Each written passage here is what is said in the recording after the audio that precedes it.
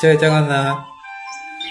ଗୀତାର ପ୍ରଥମ ଅଧ୍ୟାୟ ଅର୍ଜୁନ ବିଷାଦ ଯୋଗ। ଦୁର୍ଯ୍ୟୋଧନ ଦ୍ରୋଣାଚାର୍ଯ୍ୟଙ୍କୁ ଏଭଳି କହିବା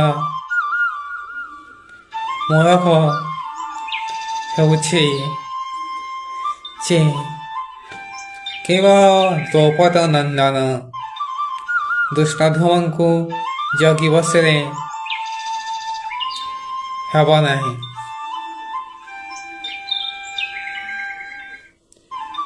ପାଣ୍ଡବ ପକ୍ଷରେ ଯେଉଁମାନେ ଅଛନ୍ତି ସମସ୍ତେ ଏକ ଶକ୍ତିଶାଳୀ ଏବଂ ବଳୀୟାନ। ତାହାକୁ ନ୍ୟୁନ ମାରିବା ଠିକ୍ ନୁହେଁ। ଖୁବ୍ ସତର୍କ ଓ ଚତୁରତା ସହିତ ଯୁଦ୍ଧ ନ କରି ସେମାନଙ୍କୁ ପାରିହେବ ନାହିଁ।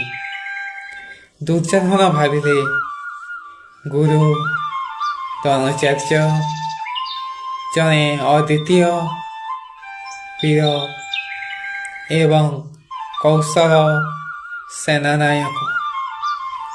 ତଥାପି ବିପକ୍ଷ ଦଳ ପାଣ୍ଡବଙ୍କ ପକ୍ଷରେ ଯୋଗ ଦେଇଥିବା ମହାରଥୀମାନଙ୍କର ସମ୍ପର୍କରେ ଜାଣି କାଳେ ନିଜକୁ